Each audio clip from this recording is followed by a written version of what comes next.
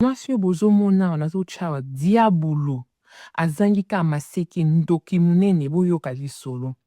Mwasi oyo bozomona azali infirmière kombo na ye Erin Elizabeth. Erin Elizabeth asalaka na neyo na département ya bana kuna na soins intensifs.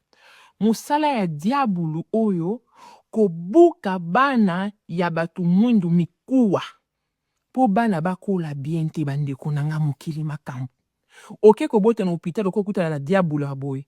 Donc abukaka ba bébé, abuki plus de 10 bébés mikuwa. Donc bana ba bébé na soins intensifs kuna baza maladi ya kotala tala monite. Allez, asa kobuka bo mikuwa, asa kobuka bo mikuwa. Abuki bébé moko te mi baleti mi satu te abuki ba bébé soki plus de 10 bébés ya batu mwindu kaka.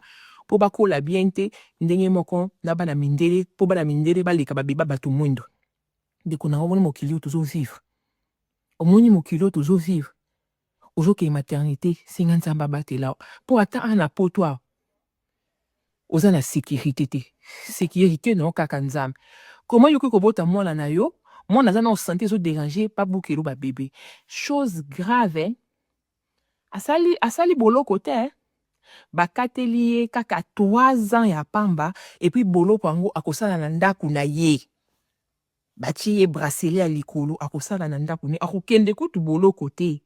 Na bana ba bébé batu mundu oyo ya nyokoli oyo ya maltraité.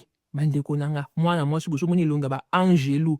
Njoka ndi diabolo. Oke kobota.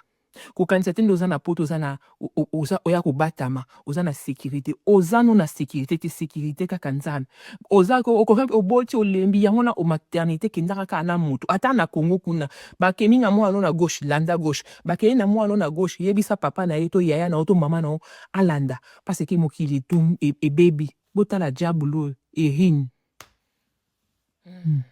Bandeko bo s'abonner bo commenter bo like. Merci.